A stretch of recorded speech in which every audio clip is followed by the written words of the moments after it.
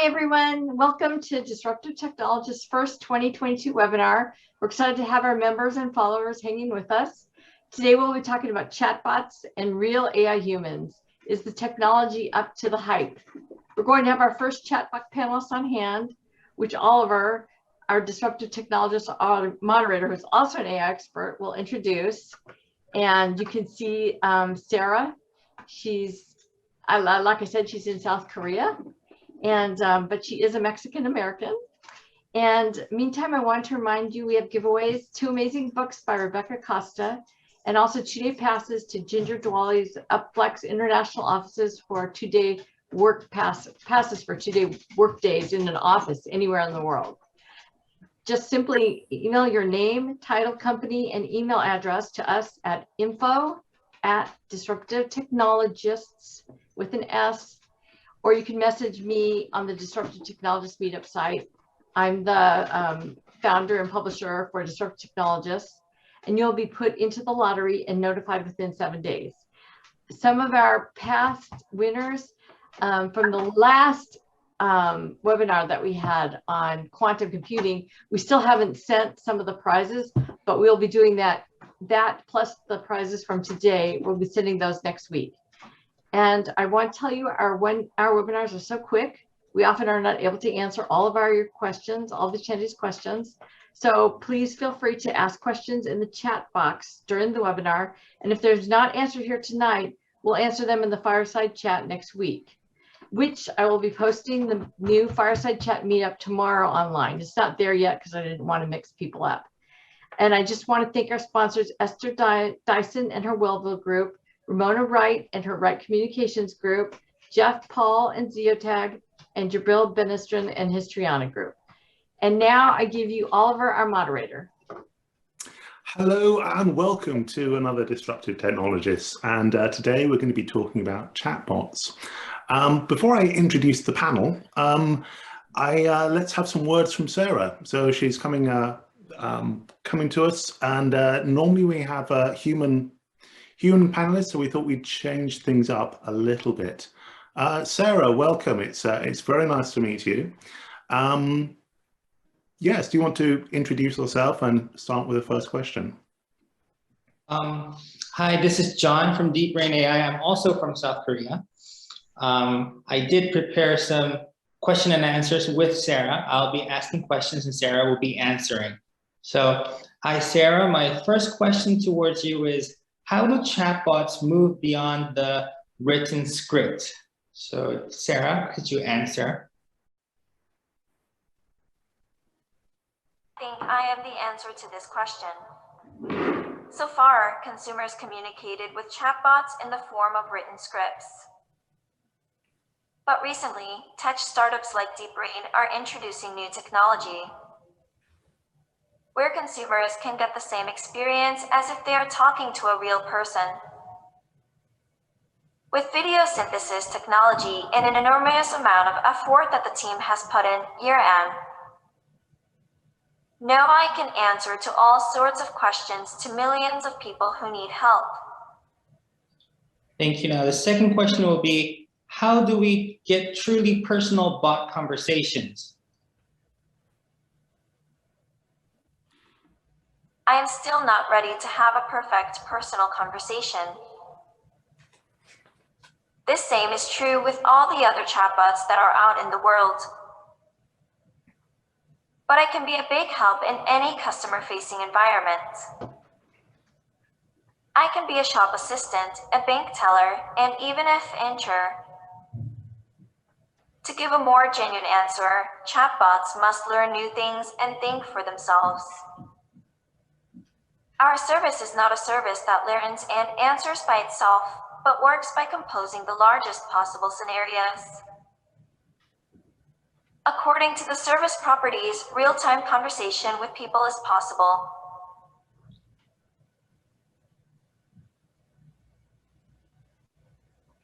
Back to you, Oliver. I think this is it for now. Okay. No, thank you so much. Fantastic. So I think this is a good starting point. And, we're getting there. Yeah, a good example of where we are at the moment with chatbots. So to the rest of our panelists, our human panelists, if you'd like to introduce yourself, where you're, what you're working on, and which company you're from. Veronica, do you want to start with you? Sure. Hi everyone, my name is Veronica. I'm a senior software engineer at Liberty Mutual here in Boston, Massachusetts. I am also a Microsoft MVP in AI. That's an award that is provided by Microsoft that means most valuable professional. So I am really excited to get that award. I actually got 3 of them, and I'm hoping for another one this upcoming year. I am also a public speaker. I am a user group organizer, and I'm just really active in technical community here in Boston. And also I like to travel and go to different conferences and share my knowledge there.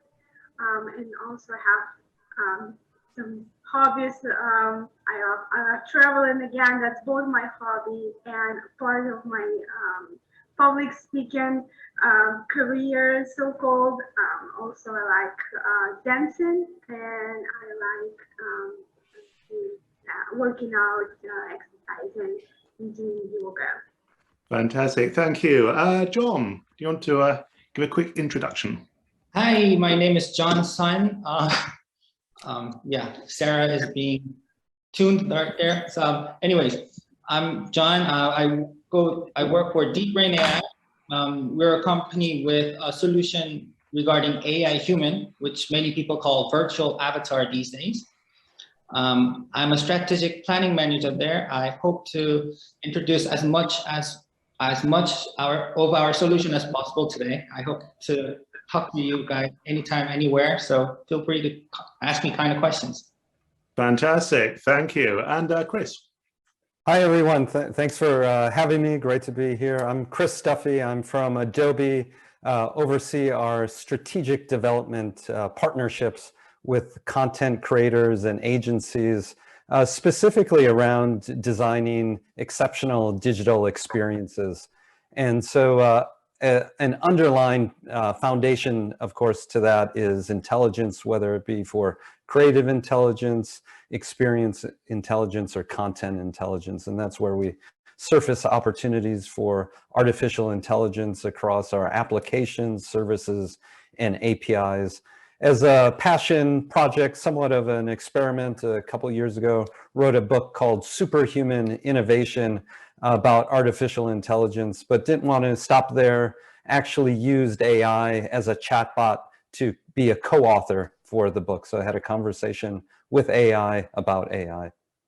It's a great book, actually. I've read it, I enjoyed it. So yeah, recommended. Thales. Yes, thanks for having me. Felix Felici. So I'm a career enterprise architect. I've spent the past 20 years on Wall Street with, I think, a fairly good sampling of the name brand larger banks. And so as a result of that, I've had a fairly broad and sometimes very deep exposure to all things technology, because they typically have one of everything, at least one. So most recently, of course, AI and ML have come on the scene. And we're looking at ways of incorporating those technologies in various capacities in the financial services. There's been some discussion around chatbots. Certainly, it's not, I think, front and center for most, but certainly in client-facing, and especially I think in sort of like a teller capacity, and I can certainly envision online, it would be I think something that's kind of coming on scene. So looking forward to the discussion. Thank you for having me. Fantastic, thank you. Actually, I'll stick with you for a second. Do you see a chatbot being a replacement for people, or much more of a sort of augmentation? Because at the moment, it seems to be more replacement for cost savings rather than improved service. A wide question, but what's your view of where we're going to head? Yeah, I think that's a great question. I mean, I think generally speaking, all things automated are inherently designed to replace people, if only from a consistency and then sometimes cost perspective. Certainly, it's easy to scale things digitally more cost effectively in a software capacity, but I think we need to be careful about the customer reaction to an automated artificial being. I think some will think it's, well, as I mentioned to Lauren and actually Jabril when we were talking about this earlier, I said, so what are you working on? He told me, and I said, so that's sort of all, creepy and cool in sort of equal parts. So I think we need to be a little bit mindful of some of the cultural implications as we start to roll out these technologies. That said, I can easily see a role in like a call center kind of a capacity where you've got largely some degree of consistency and machine learnable content with respect to the sort of the types of reasons that people call in to get attention and service. So I think there's probably a place for them. I think we just have to be, mindful as we, it's not probably one size fits all. And do you see it as a very much a scripted model? So at the moment you call up a call center with a basic sort of question, and the human person on the other end has a script they read from. Do you see it really, that's the stage we're at the moment? That might be, I think, how you can sort of initiate the interaction, but I could easily see how once you've sort of qualified or categorized the nature of the call, then you can start to probably throw a little bit of AI in front of it, so that you're picking up the patterns. You pre-identified the patterns. You've trained the machine. You continue to train the machine, of course, in production. But I think some of those patterns could be, some of those use cases, like I'll make something up. I'm calling about my balance. I'm missing a check. Things of this nature. These are patterns that are recurrent, and certainly in financial services, you've got large volumes of this kind of pattern to document. So I think it's probably pretty well suited for that type of a use case. Fantastic. Chris, talking about Adobe, huge changes happening in marketing at the moment. The expectation that the cookie is going to go away, should we say, lack of personalization online, meaningful personalization. Yeah.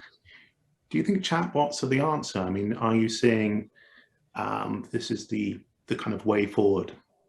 Yeah, definitely see the opportunity as part of the solution, not the sole solution. Over the years, I think agencies and brands and SIs have become quite good practitioners in creating experiences across comms channels, across services, applications, even from a kind of unexpected distraction and entertainment aspect.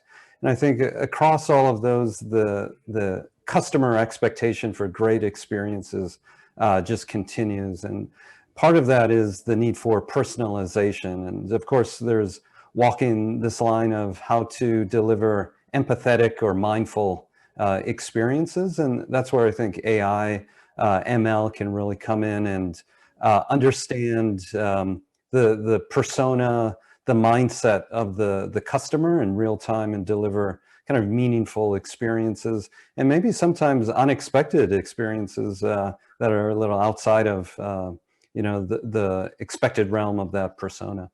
And in terms of experiences you've had, or customers, Adobe customers you've got, who do you think is doing a really good job of this at the moment? That unexpected, that personalization, and obviously we're still early days. I think from a sector standpoint, I think commerce is quite exciting. Over the last couple of years, even 24 months, we've moved from a very transactional environment to more of an emotive space. And now, commerce has transcended just kind of a transactional interaction, but it's becoming more meaningful. So I think that's quite exciting. As an evolution of that, the metaverse is inherently going to be become the next evolution of commerce, and we're seeing the tokenization of brands and products. So I think that's where AI can really shine. It always felt like AI was this nice shiny technology without this higher meaning, and truly believe Web3 and the metaverse is going to unlock and showcase its true potentials. Fantastic. Wow, shiny new world. Veronica, what are you seeing at Liberty Mutual? What direction are you going behind the scenes in terms of the chatbot?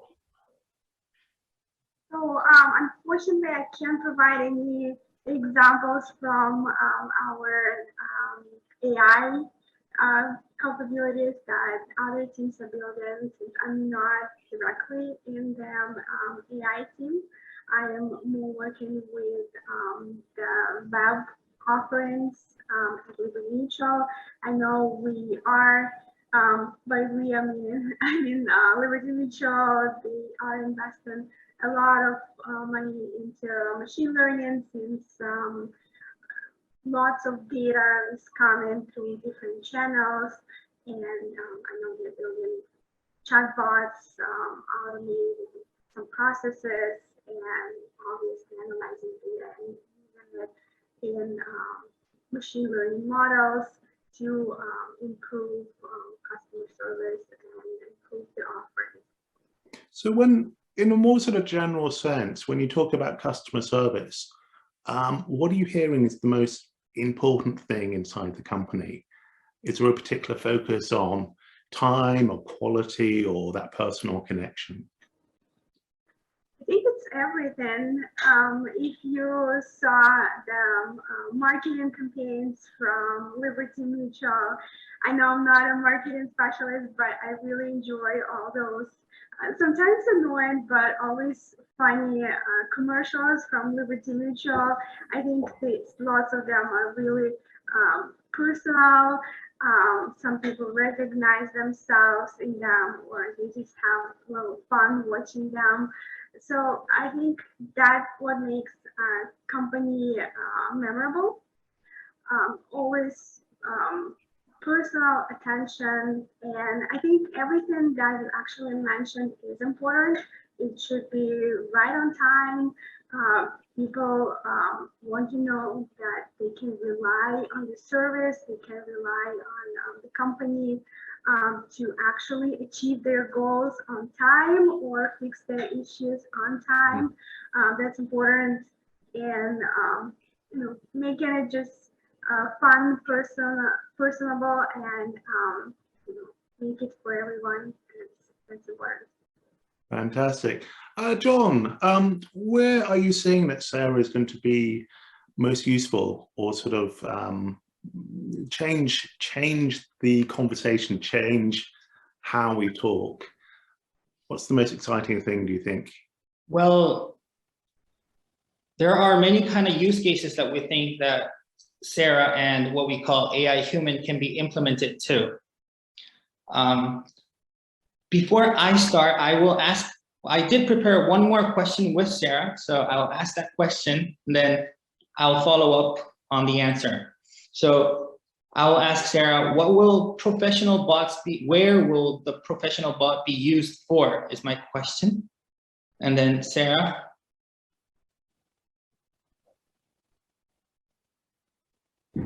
My colleagues are working as bank tellers in some banks in Korea. They greet the customers visiting the offline bank branches and take care of basic banking processes. If there are things that they can't handle, they will allocate an actual banker who can take care of it. Soon, we will be implemented into mobile application as well, so that the customers can feel as if they are in a bank using their mobile phones. It will be the same in the medical field. Working as doctors, we will help actual doctors. Some will be a part of getting reservations, some will be diagnosing very simple symptoms. Symptoms that can't be diagnosed by us will be escalated to actual doctors. This will not only reduce time and money, but will give medical opportunities even for the patients in the remote areas. So these are the kind of use cases that we're thinking AI, human, and conversational AI will be implemented.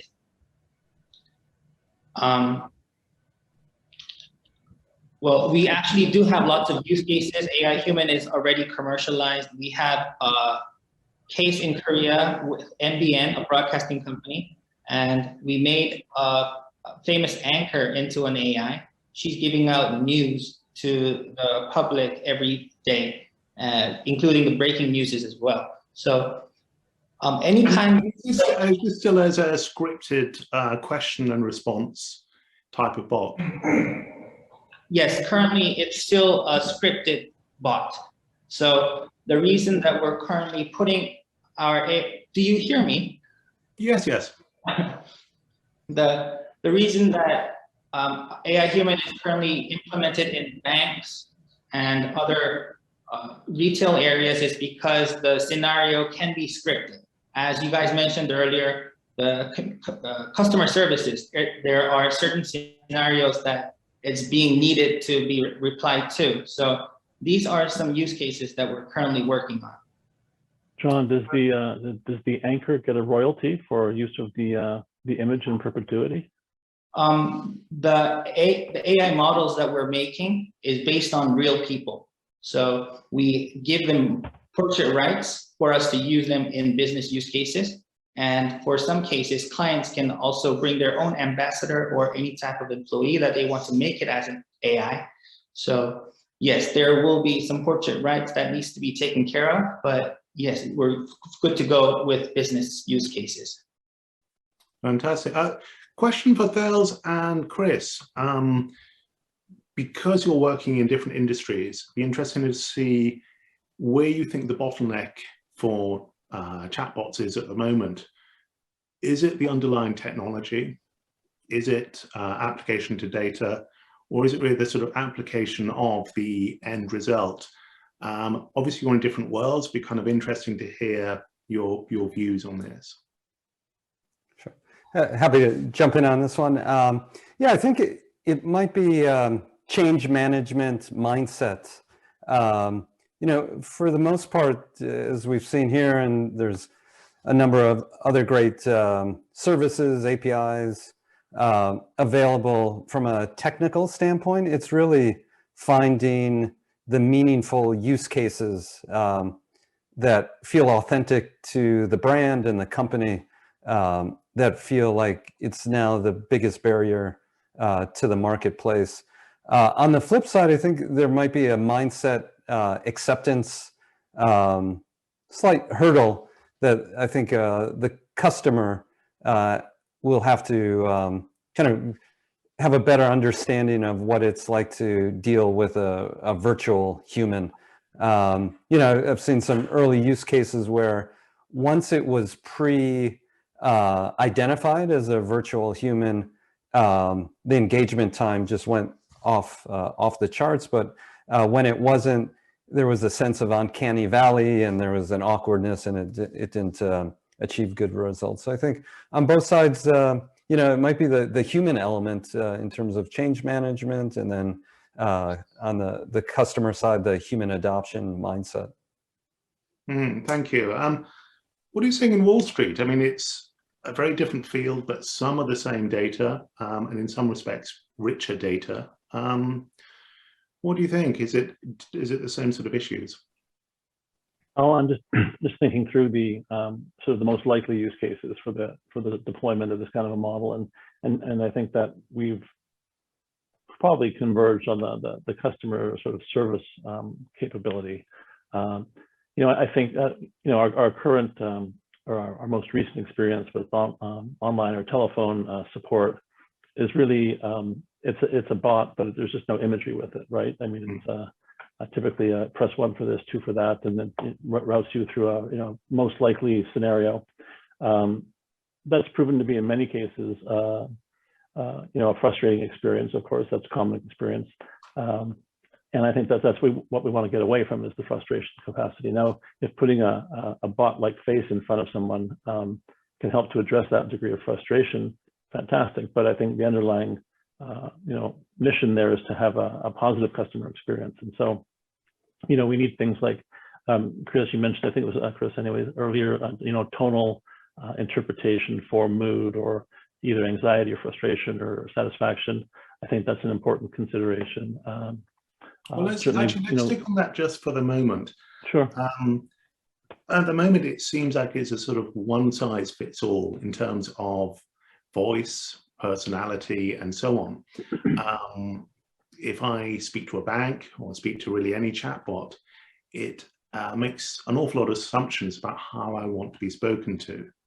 And the context is very different if it's medical or banking or retail. This conversation doesn't seem to be happening very much. Do you know any ideas why? The technical complexities to make that happen at scale are quite immense. We've been working on a project over the last couple of years called the Weekend Site, which is an indication, hopefully, where things are going, where in real time, the content is getting updated based off of affinities and previous behaviors.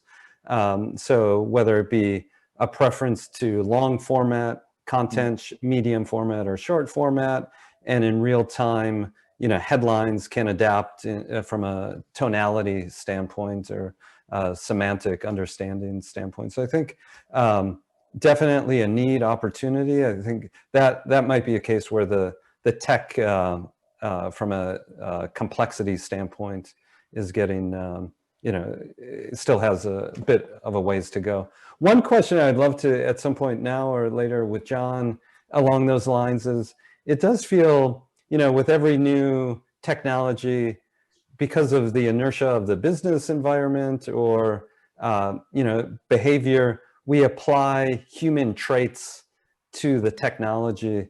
And I'd be interested to hear from John's standpoint, if they explored a different visual representation of the bot, or how and why do they land on a human-esque representation? Well, the format that we have currently formed was was from one of the requests from our customers. Us started off as a chatbot company. We had our own chatbot solution. And then there were endless inquiries on visualizing it, as you all may have heard about it. But so with the technology roadmap that we had, we made it more human looking. And this actually gives more trust towards the customers. The biggest reason is that banks are currently adapting our AI human solution into their offline bank branches is because the human visual actually gives more trustworthy atmosphere to the customers. I hope this answered your question. Great, thank you. That's great background. Actually, and a follow-up on that, what was the main corpus of language you were using to train? In the US, on the whole, it's Wikipedia, which is it's a broad number of subjects, but a very narrow authorship. So on the whole, Wikipedia is written by men who are white, who are mostly university educated in the coastal cities. So I'm wondering, how do we make sure that our chatbots are not too narrow in focus when it comes to language? Well, as I tried to emphasize at the beginning, our core technology is to make this AI human talk like a human. So video synthesis is the thing that we're trying to do. The way we train our AI human is by making an actual model read the scripts, and we learn and train our machines that how a person is speaking and how the lip sync is done.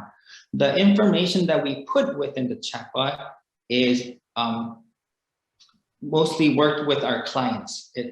So it's not a whole bunch of information that's pushed into the chatbot, but we go scenario basis. So those kind of assumptions can be ruled out a bit at the moment. Right, okay, so it's still very much a kind of question and answer script. Question and answer, yeah. Right, okay. Veronica, you've done work with Microsoft. Microsoft have a fantastic track record of working for greater diversity in technology. What's your view on this? I mean, is this something that this approach can be brought into Liberty Mutual to create a richer experience for everyone? Yeah, so Microsoft has lots of different technologies for all kinds of technologists, whether they're data scientists or developers who just want to add some machine learning capabilities into their applications. And I want to emphasize the responsible AI principles from Microsoft. So they created huge documentation, and don't be scared by the word huge. It is well written. It is definitely readable. I read it. That was interesting. In some cases, it actually made me think about more responsible AI, how to make it more not only human-like, not only useful, but also bringing additional benefits to the community and not removing anything from interaction or from human community. So there are also lots of different tools that they are rolling out in different bigger initiatives. They both have documentation to read if people want to learn more about those principles and also use the tools so we can make sure that the data is accurate and that their machine learning models are actually bringing value and are responsible. And actually, following up one thing you mentioned, do we think that personalization is, it feels like personalization is where we're heading, but are there concerns around personalization? And this is for all the panelists. So obviously you're now talking about personal data and a more personal conversation.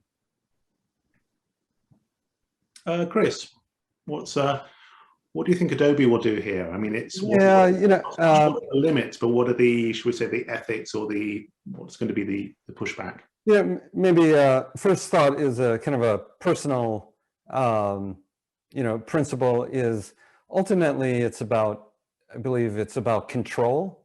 And so if the user, the customer, the consumer is maintaining control knowingly throughout the experience or the engagement, I think that's a kind of a guiding principle in terms of a fair exchange of data for a great experience. I think the slippery slope is where the consumer starts to knowingly or unknowingly lose control in terms of getting into kind of these algorithm kind of tunnels or kind of getting served up bombarded information that might not be good for their mental health to keep engagement going. So I think control is one of a great guiding principle from a kind of a very top line standpoint. Do you think, that's a great comment, Chris? Do you think it's going to follow the models of most social media companies where you're selling an attention span and you're using gambling type techniques to keep someone hooked on something? Well, is it going to be exactly the same with the new bot conversation? Well, I think that's where the promise, getting back to Web 1, initial kind of the constitution of Web 1 and now kind of getting resurfaced again in Web 3 is this DAO, kind of decentralized organizations where it's distributed power across the user. So I think that's quite exciting to see where this is heading with Web 3 in terms of shared responsibility, but kind of shared experiences of the data and the ownership of that. Thales, I was going to ask you for the for Wall Street, broad scene, but technology has been used an awful lot to ramp stocks, actually quite successfully. Do we think it's going to go the same sort of direction? You'll have conversations which fall outside that sort of scope and ends up just being a selling mechanism? Or do we think the bigger companies are always going to control the flow of what a conversation is. When you say ramp stocks, I'm not sure I'm following you. Are you talking All about right, sorry, promoting? to artificially increase or decrease a stock by talking it up or talking it down, with the single objective of then short selling or selling. I think you're referring to pumping. Yeah, it's pumping. Which, yeah, pumping yeah, around. I could certainly see how you might be able to field an army of robots to do exactly that, for good or for ill. So I think we need to be mindful of, you know, who's in charge of the tools and to what end they're putting the tool to work. A question that I had for Chris and for John, actually, just a little earlier in the conversation here, was around, you know, making people feel more at ease using an image, a humanoid image. How accurate are you trying to be? Do you want to completely fool someone into thinking that they're talking to a person, or do you want them to know they're talking to a robot? And so you'll put a few little kinks in there so that it's clear that we're interacting with a digital synthetic. Yeah, you know, that's one of the reasons I was interested to hear John's perspective. It's something we've been exploring as well. We have this technology called AutoLip Sync, where we've studied hundreds, if not thousands of hours of, we have the AI, what we call Adobe Sensei Watch TV, essentially. And so we've got this technology and character animator where it can map, you know, to the model's face and kind of input it on a character. That's kind of where we're currently, and you know, I think it's going to be interesting how realistic the technology can take it, but also how far the consumer wants it as well. Well, in our perspective, we want to make it as human as possible. So we put a lot of effort in our lip sync. That's the biggest part that we put in our effort with. But we're not going to fool the customers or the viewers. So we do have AIs on air, broadcasting companies air our AI humans, and we tell them it's an AI version of someone. I think it's important because we talked about ethical reasons, we talked about lots of others. I think it's very important to tell that this is an AI version, and it's just to help the people, not to fool people.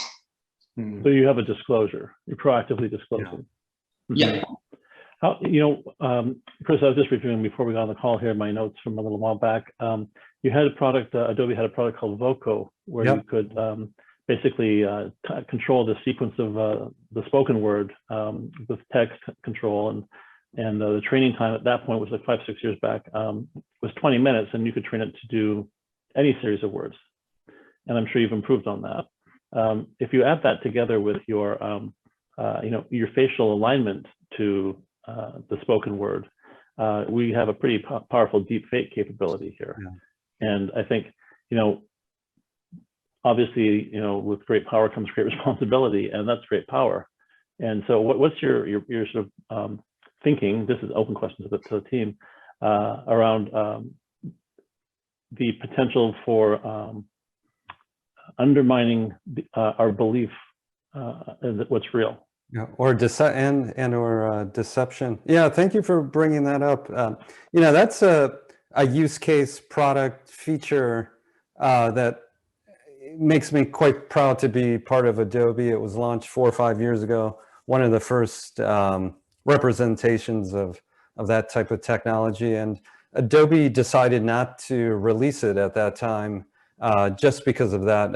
I think because it, you know, to quote you back, right, with a great powerful technology comes a powerful responsibility, and I think we wanted to have the safeguards in place so mass deception could not be you know, created at will or you know, without the right safeguards. So I think if I recall, you were exploring some sort of watermarking for authenticity to sort of address some of that, I guess, potential reproduction or distribution without some any sort of authorization, if you will.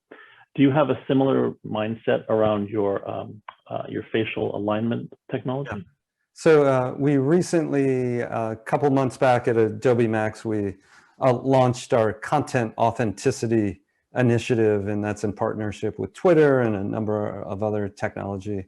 And so essentially the end goal there is to provide, built on the blockchain, ledger of the changes that were made and ultimately ownership of the content. And throughout that ledger, you can see, where things were augmented or manipulated.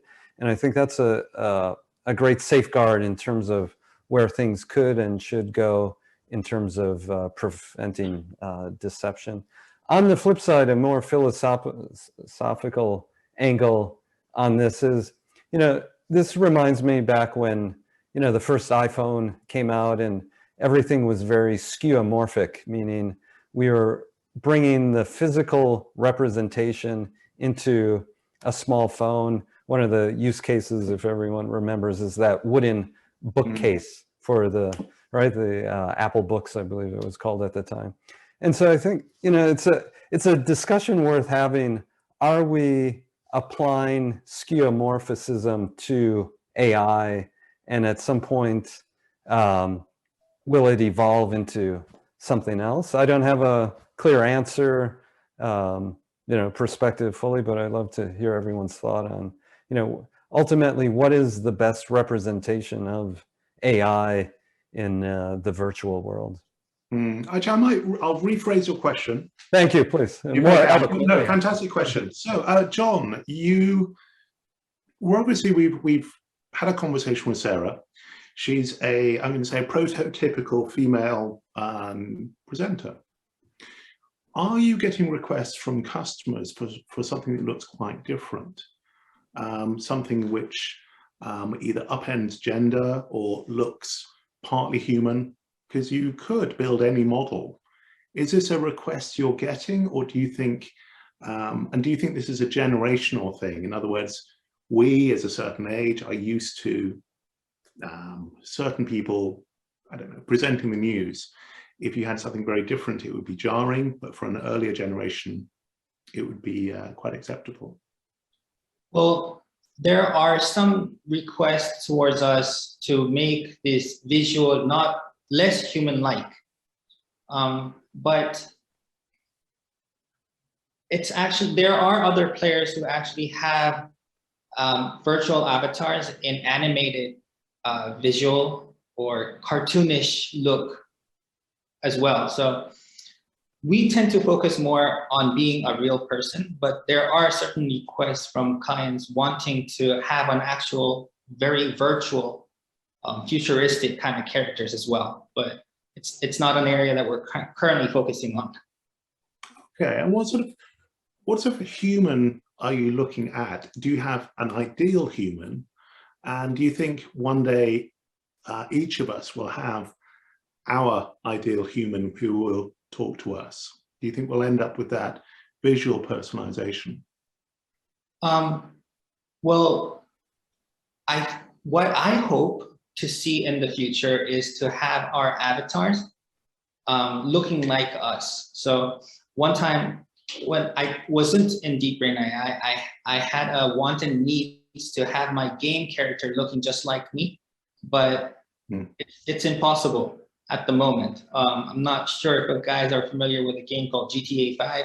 I wanted to be myself in that game, but it's impossible. But having to have our appearances being made as a character, I think it will be very amusing and interesting. I think many of us will want to go that way. Veronica, would you want your personal AI to look like you? Would that be ideal for you, or are you looking for something else? I think I like to be the only one looking like me. So I think we do need to have that distinction between AI and real humans, whether it's a voice simulation or appearance simulation. I believe it's really important, at least at the point we are right now. But going back to Chris's comment about metaverse and how we are all moving into virtual world, maybe I see that in the future that those avatars will be more and more realistic, and I hope not, but maybe some people prefer to live in the virtual world full time, and then we'll see all those movies coming in real life, which can be interesting from a research perspective and from development perspective, but kind of scary from just a human perspective. And could you see Liberty Mutual using Sarah? I mean, do you think that would be a good match for the sort of products and services you have? I'm not sure if the company is ready to go that far. I can't speak for the whole company and what they are planning to do. I know that one of our competitors, Progressive, they actually use Microsoft technologies. That's how I know about them, to mimic the voice of their main marketing character, Flaw. So Microsoft actually offers the set of calling services, including speech services, where you can actually generate the voice of a real person. So they were using that technology to implement it with their chatbot. And I think it worked well, according to the presentations that I saw. I know that we don't have that at Liberty Mutual, and it's debatable whether it's for the better or for the worse. It depends on customers' preferences. Fantastic. Chris, we kind of skirted around this a little bit earlier. The metaverse seems to be coming, and there's an awful lot of expression recognition built in. It seems to be that's going to be a very major part. And of course, then you have a response to that. Do you think the uncanny valley is going to be built out simply because the technology is now there? And do you think we're going to end up with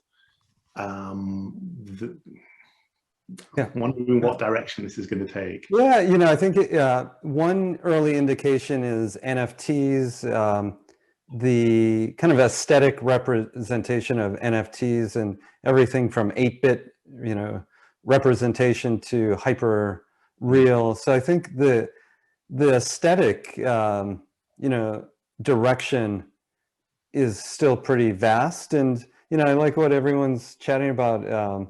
This goes back to optionality, right? I think this is, there's something in it for everyone. So if you want a very realistic experience, I think the metaverse and chatbots and virtual humans can be that type of representation. If you want a more imaginative experience, I think there's optionality for that as well. And I think that's the beauty of, or the beauty and my hope for where things are going is there's this interoperability to be transported to different worlds, to tap into different personas and different experiences with literally a click of a button. So quite exciting future ahead.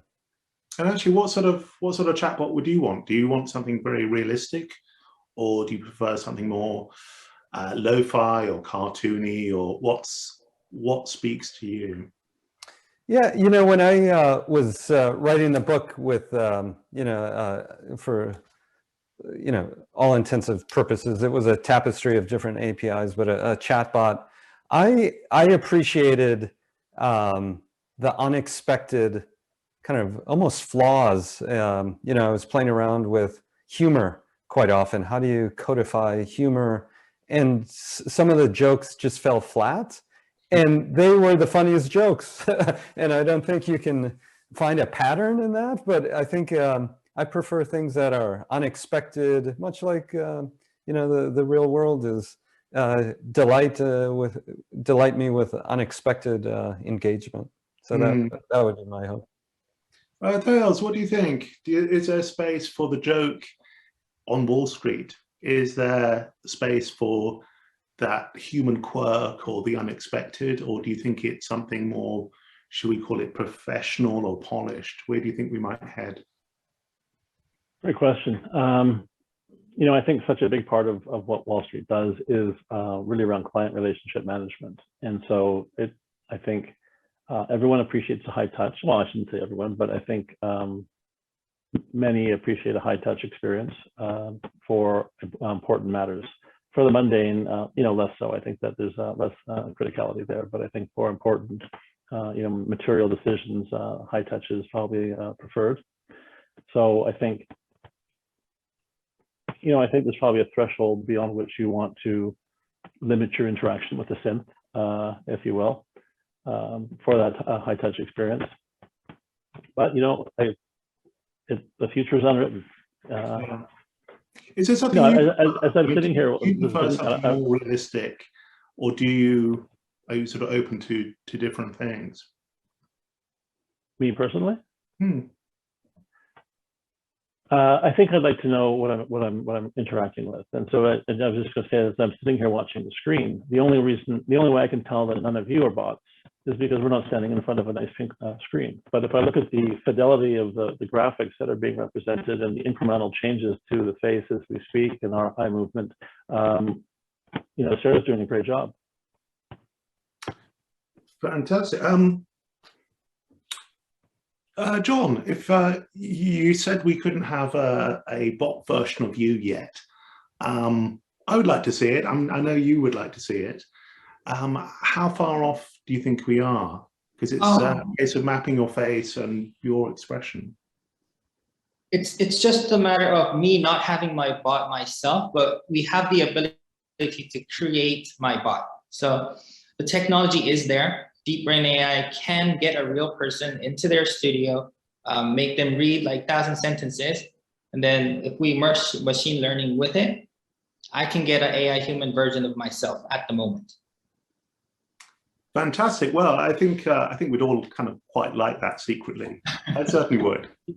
So let me come into the studio and create a version of me. Why not? The issue of the ego keeping in check if we all now have our own personal versions of ourselves. It's a very hard question that you have just asked me right now, but I do have a very interesting use case that we have in Korea.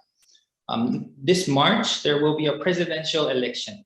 And one of the candidates for the presidential election was made into an AI version. And this candidate will do his things on broadcasting, and he will visit places, but for some occasions or for social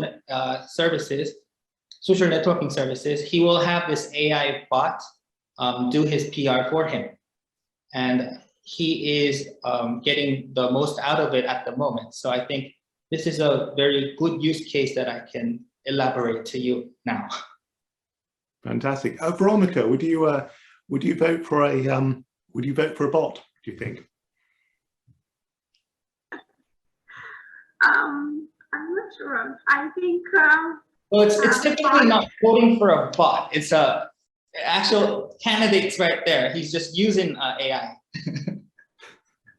Yeah, that can be a great support for any kinds of profession. You know, if he forgot something or he got confused, or maybe you know, he needs some support, decision making.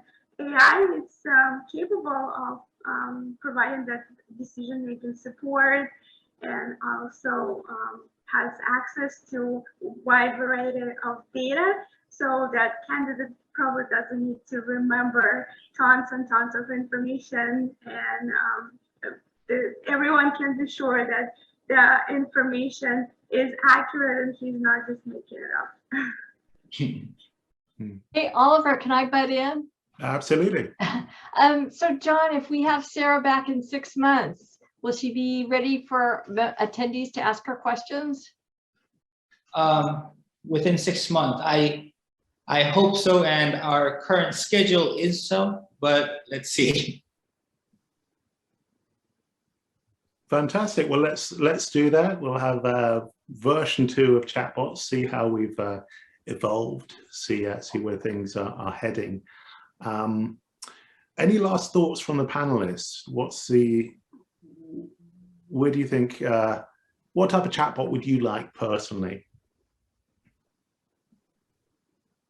Oliver, maybe, you know, to kind of close the loop or start with one of your first questions, you know, have always foundationally believed that AI is here to augment, you know, the human experience, not replace it.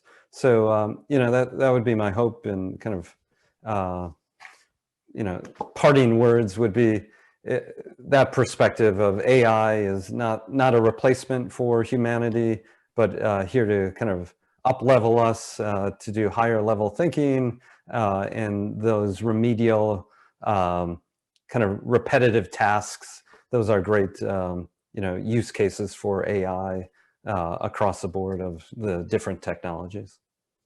Chris just used my sentences. When I meet with my clients, I normally say, it's not to replace the workforce, but it's to augment it. Yeah. And for instance, if it's in a bank, there's lots of line. Customers don't like waiting in line. So having AI to jump in and help, I think will process things much faster and will benefit from all of it. I think in order to keep it that way, there also we need to put some boundaries, and I'm going back to the point that I mentioned before about responsible AI, how we all, who is building them, AI models, machine learning models, and also creating those amazing tools. We all need to kind of keep ourselves in check and make sure that we are building responsible software, responsible AI models, no matter how they look or how close to real humans they can speak. Thank you. Thales, last words for you. I think my final thought is really around applauding Adobe for not releasing that tool. But I think that we should have similar sort of concerns around governance of some of these other tools. I find that I have this lingering thought of, I still want to be able to tell the difference between that I know that I'm talking to either a human or an algorithm. And I think when that blurs too greatly, we are on a slippery slope. So I think you know, that authentication, that authenticity indicator, for lack of a better term, I think it's a valuable thing to think about, and I think we shouldn't take it for granted. That is what I'm thinking. Fantastic. Well, thank you so much, and thank you to all the panelists for a very interesting conversation. It's going to be interesting to see where this heads and what the next 6 months to a year look like. Thank you. Lauren, over to you. Hi, thanks everyone for joining us. John Stein, our apologies for you not being able to get on tonight. You're definitely going to fill a lot of the time next time when we answer all the attendees' questions. Thank you, attendees, for everyone who sent their questions in. Don't forget, if you want to go in the lottery and get 2-day passes internationally to go to any of the offices around the world that Ginger is going to provide for us, or if you want one of Rebecca Costa's books, we just throw your name in the lottery and we pick 5 people out. So we'd love you to try again if you didn't get it in that last time. And we'll see you next Wednesday at 6 p.m. to answer questions. Again, John Stein, we're going to be relying on you a lot to answer things. So thanks for coming in as an attendee today. And we will all see you next week. Take care. Great. Thank you. Thank you. Thank you. Good ending.